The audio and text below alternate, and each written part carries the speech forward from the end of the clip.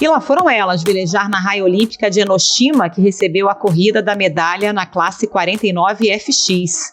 E não deu para ninguém. Martine Grael e Kaena Kunze usaram uma estratégia arriscada. Puseram o regulamento debaixo do braço, marcaram as adversárias e faturaram ouro. É só cruzar e comemorar! Vem medalha de ouro para o Brasil! Pela segunda vez seguida na Funerária FX! Medalha de ouro para o Brasil! Bicampeonato olímpico de Martine Grael e Kaena Kunze! O Brasil chegou lá de novo na Funerária FX! Se tornaram bicampeãs olímpicas, um feito alcançado apenas por outros 11 atletas brasileiros, 3 deles na vela: Marcelo Ferreira, Robert Scheidt e Torben Grael, o pai de Martine, que ganhou seu último ouro em Atenas, 2004. E agora vai chegar a hora de a gente ver no ponto mais alto do pódio o mais premiado atleta olímpico brasileiro de todos os tempos e o terceiro mais vencedor. O primeiro, Torben Grael. O terceiro, Marcelo Ferreira. Aí, no ponto mais alto do pódio, a bandeira brasileira. O esporte é repleto de histórias de atletas de gerações diferentes que pertencem à mesma família. Com a vitória de Martine e Kaena, os Grael entram no top 10 das famílias mais vencedoras de Olimpíadas.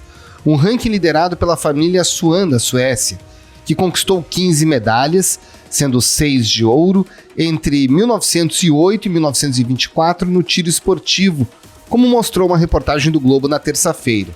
Já os Grael estão em 10º, por enquanto, com 9 medalhas, sendo 4 douradas, uma de prata e outras 4 de bronze, entre 1984 e 2021.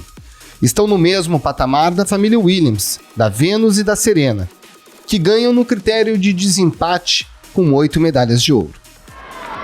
At gold medal point.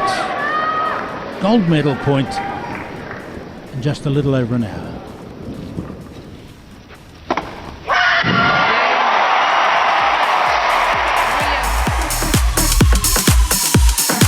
Como foi forjada a história de vitórias olímpicas da família Grael?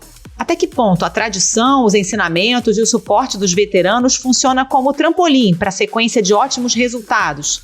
E por que, apesar de tantas medalhas e da imensa costa brasileira, a modalidade não consegue se popularizar no país? Esses são os temas do Ao Ponto desta quarta-feira. Eu sou o Roberto Maltic, estou com a Carolina Moran e nesse episódio conversamos com o tio da Martine e medalha de bronze na classe Tornado em Seul 88 e Atlanta 96, o velejador Lars Grael. Fique com a gente.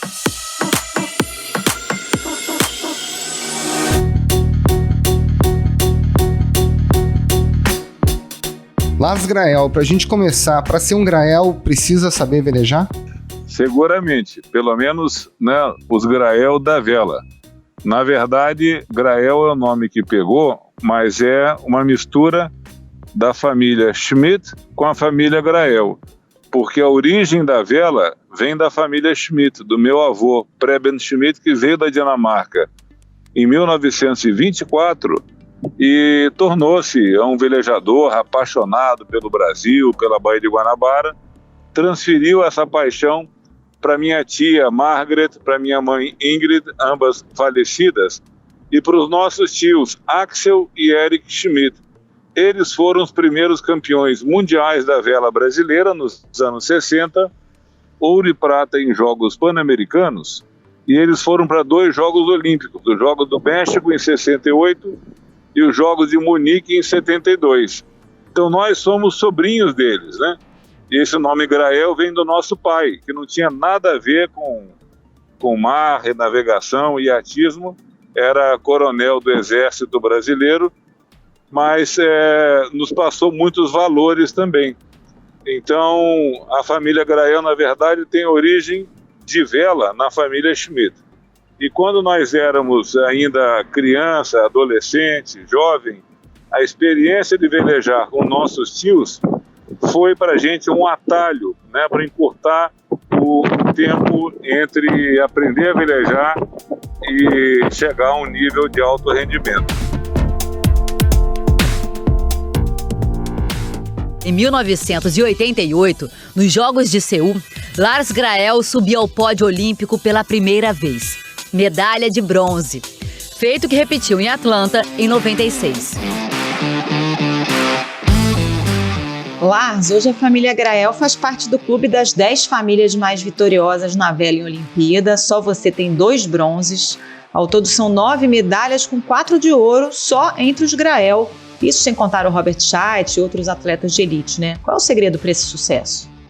Eu acho que você tem que primeiro aprender a velejar naturalmente, mas gostar do que faz. Desenvolver a paixão pela atividade que você escolheu exercer com prioridade na sua vida é tudo, porque ao longo do tempo ficou difícil para a gente até discernir o que era esporte ou lazer, o que era trabalho, recreação.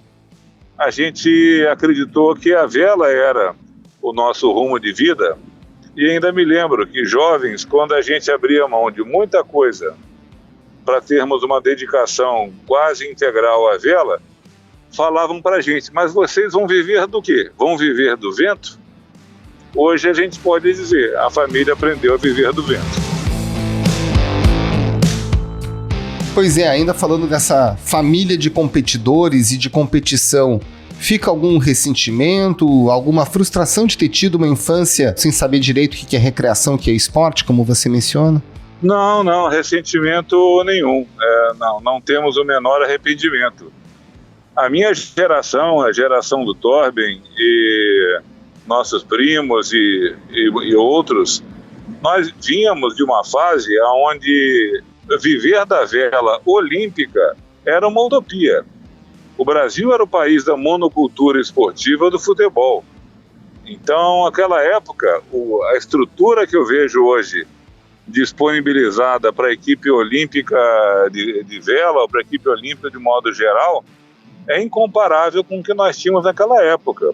Usando barcos velhos, alugados, emprestados, obsoletos, nem pensar em ter um treinador, participando de poucas competições, às vezes 1 ou 2 por ano internacionalmente, e você chegava numa Olimpíada e enfrentava países com tradição, com estrutura, com material de ponta, com desenvolvimento, ciência, pesquisa, tecnologia aplicada e você tendo que sonhar em conquistar uma medalha olímpica. Então o Brasil hoje conseguiu uma equiparação muito maior, ou pelo menos diminuiu muito a defasagem aos países que são considerados potência na vela.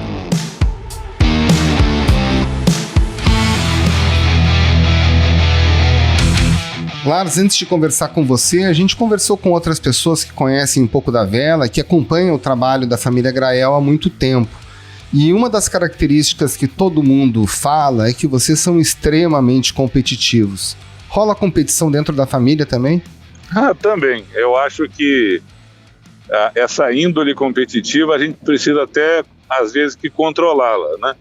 Mas mesmo quando nós estamos passeando de barco, e irmão encontra irmão, tio encontra tio, né?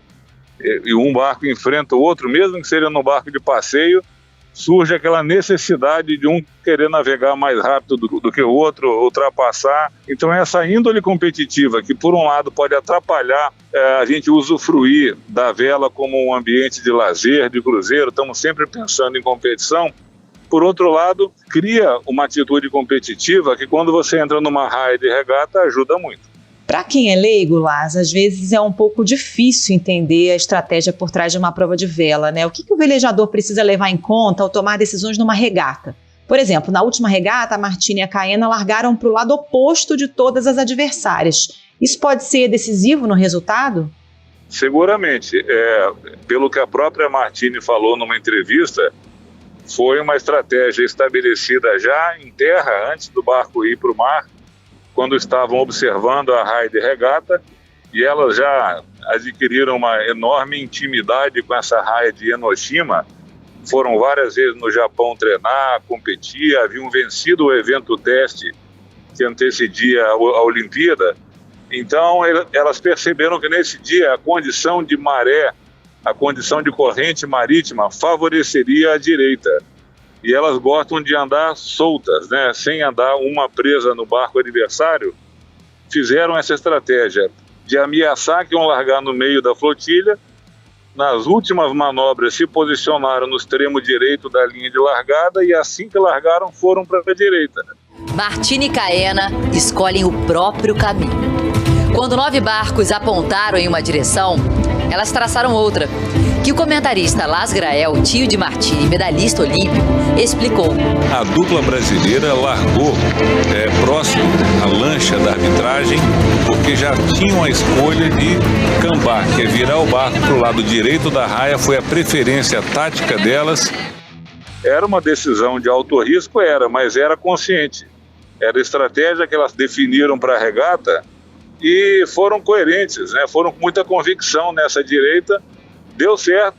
Bom, se bem que do outra ponta veio a Argentina, que não estava disputando medalha diretamente, assumiu a liderança, mas elas conseguiram voltar na frente das adversárias diretas. A holandesa, a alemã, a espanhola e a britânica. Então, quando passaram a primeira boia na frente das 4 adversárias diretas, já estavam numa posição taticamente confortável para elas. Então, eles souberam velejar de forma magistral a nunca abrir um espaço para que as outras conseguissem virar o jogo sobre elas. Falar um pouquinho da Martini, né? Pelo que os outros dizem também, uma das questões dela é que ela tem uma interpretação de condições climáticas e de conhecimento de barco que talvez sejam imbatíveis ou quase imbatíveis nesse momento. Além da inteligência, dos méritos individuais, naturalmente, da atleta, rola uma transmissão de conhecimento da família, dos pais, dos tios? De alguma forma, eles conseguem absorver as novas gerações esse conhecimento e levar para uma decisão olímpica como essa? Sem dúvida nenhuma. A transmissão de conhecimento, a vela é um esporte muito complexo, que requer não só aptidão física, preparação física, técnica esportiva, você tem que ter uma base de conhecimento teórico razoável. Conhecer um pouco de aerodinâmica para entender a propulsão do vento nas velas e como é que o barco anda e as mudanças do perfil da vela. A hidrodinâmica, o barco como se comporta perante a água, a questão de vetores resultantes, mas o velejador também desenvolve uma outra percepção, e isso vem muito com a prática, mas a transmissão de conhecimento é valiosa. É todo e qualquer sinal que pode indicar as mudanças que vão acontecer no vento, tais como movimento de nuvens, uma ave voando, uma fumaça, direção de uma fumaça em terra, uma bandeira tremulando, então uma árvore balançando, ou a própria percepção olhando a superfície do mar, né? Você desenvolve uma capacidade de fazer uma leitura do vento olhando a superfície. Então essa sensibilidade, obviamente que você pode passar muita coisa explicando técnicas de como você vê e antever o que vai acontecer com o vento, mas uma outra parte vem com a própria prática, com a experiência. Que a Caena também é de família tradicional na vela, né? A família dela é tradicional na vela, a família Kunze, e ela fazendo a categoria de base, a categoria oficial sub-15, que é o Optimist, foi quando ela conheceu a Martini, competindo contra a Martini, ficaram amigas. Quando elas fizeram 15 anos de idade, se juntaram para formar uma dupla numa categoria de base, né, de transição, que é o 420, e nessa classe, juntas, elas foram campeãs mundiais. Então, depois a Caena foi dedicar-se um pouco mais aos estudos, a Martini continuou velejando, foi para a classe 470, não conquistou a vaga para os Jogos Olímpicos de Londres, mas quando surgiu a inclusão dessa classe 49 FX para os Jogos do Rio de Janeiro, foi quando a Martini se encantou com a proposta, convidou a amiga, se juntaram e a sinergia, a sintonia que elas têm é impressionante. Elas têm qualidades complementares. No caso da categoria da Martini com a Caena, a 49FX, a competição é em dupla. Existe uma receita para dar match aí nessa dupla ou isso só se descobre depois que se começa a competir? Assim como uma dupla de praia, de vôlei de praia, você vê, uma tem que ser melhor na recepção, a outra no bloqueio, né, no passe, uma é especialista em cortar. Existe uma forma de complementaridade. E dizem que ali na dupla funciona assim, uma é a razão e a outra é a emoção. Por outro lado, na prática, né, você percebe se a dupla deu certo ou não através de competições, lidando com frustrações, lidando com vitória, com euforia, com falta de apoio. Então isso acontece em qualquer esporte, né? No tênis de dupla, volta e meia uma dupla se desfaz, no vôlei de praia também, mas elas, é impressionante, por mais que elas tenham tido, como qualquer atleta, experiências negativas, resultados frustrantes, elas são muito unidas, muito coesas, uma sempre apoiando a outra, então é impressionante como é que elas se deram tão bem.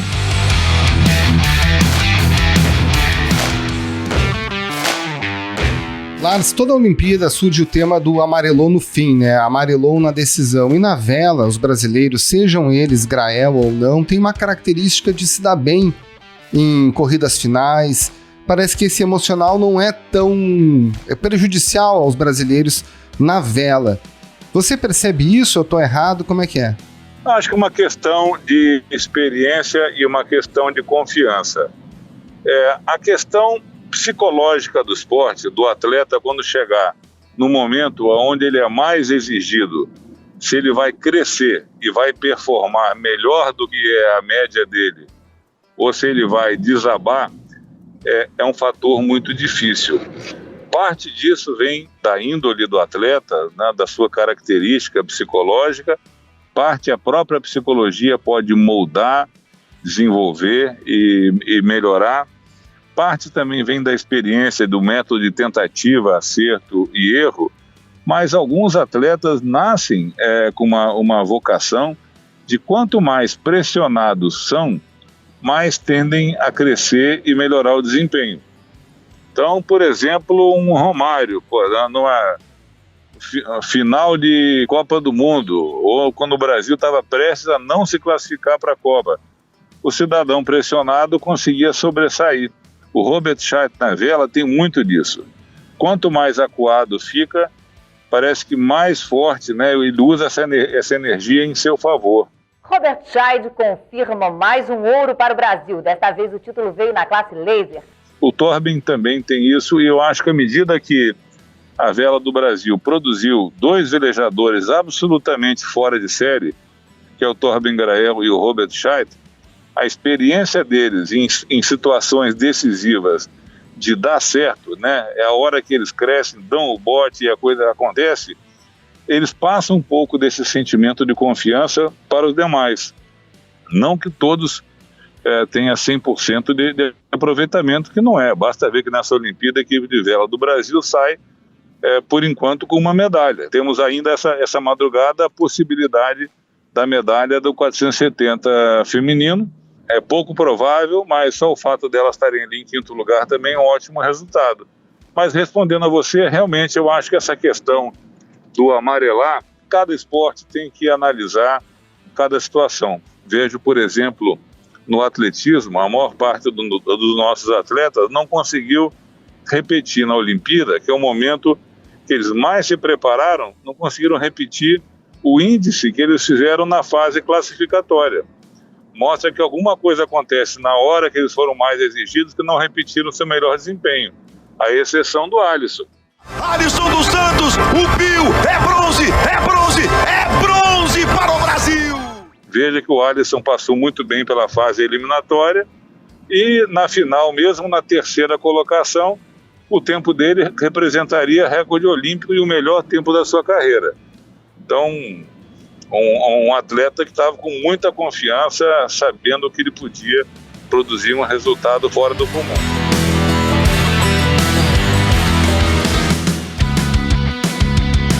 O Brasil tem uma costa imensa, né? Milhares de locais onde a prática de vela seria possível. Também temos ídolos no esporte com muitas medalhas. Ainda assim, a vela não é um esporte popular. Por que isso acontece, na sua opinião? Falta investimento ou a vela é realmente um esporte mais caro e difícil de se popularizar? Esse conceito eu sou totalmente contra. O que falta no Brasil é questão de mentalidade marítima, cultura náutica. Dados do próprio Comitê Olímpico do Brasil, o custo de você colocar uma dupla de vela na Olimpíada em alto rendimento, seja na classe 470, seja na classe 49, é o mesmo custo que custa uma dupla de vôlei de praia. Porque se por um lado nós temos um equipamento, o equipamento não é a parte mais cara de uma campanha olímpica, a parte mais cara é recursos humanos. O vôlei de praia, por exemplo, tem uma equipe multidisciplinar de profissionais que acompanham uma dupla de vôlei de praia. Isso é muito mais caro que um barco. Então, na verdade, criou-se um estereótipo de um país que não tem cultura náutica, de que tudo que é mar e iatismo é elitista.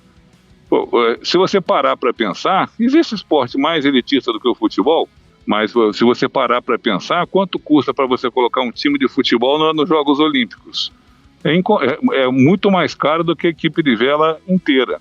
Então, na verdade, a coisa é muito mais cultural do que se você colocar na ponta do lápis quanto custa uma participação nos Jogos Olímpicos. Lars Grael, medalhista olímpico, velejador, muito obrigado pela sua participação aqui no Ao Ponto. Um abraço e um bom trabalho. Valeu, Lars. Obrigado, um abraço. Muito obrigado e bons ventos.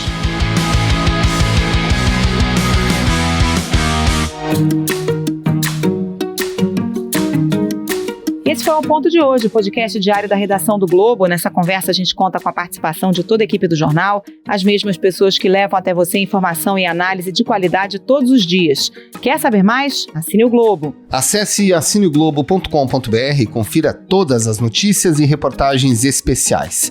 Nesse episódio, além dos áudios da TV Globo, a gente utilizou áudios da AFP, do canal do YouTube É o Nascimento e do canal dos Jogos Olímpicos no YouTube. A edição é do João Guilherme Lacerda. Tchau. Até mais.